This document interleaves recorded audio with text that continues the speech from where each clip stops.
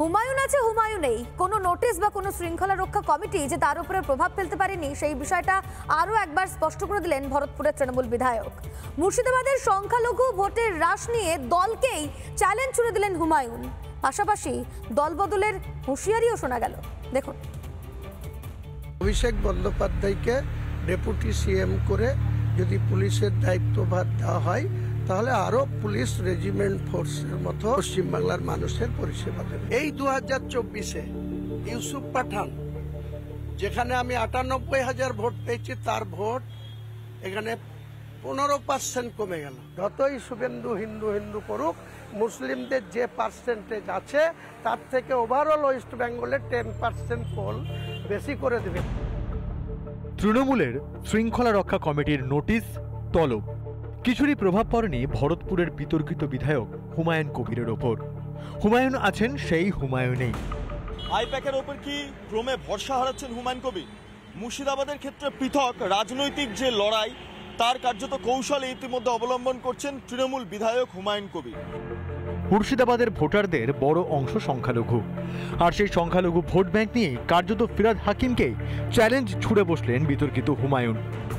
40 লক্ষ ভোটার আছে নন বেঙ্গলি মুসলিম, তাহলে তাদের নেতা জনাব ফিরাদ হাকিম, আর আমরা কিন্তু 2,10,00,000 বাঙালি মুসলিমদের প্রতিনিধিত্ব করি, আমরা তাদের স্বার্থ দেখব। নাম হুমায়ুন কবির, শুধু চ্যালেঞ্জ করেই থেমে যাবেন তা কি হয়? মুর্শিদাবাদের ভোট ব্যাংকের মাসিহা যে হুমায়ুন বুঝিয়ে দিলেন তাও।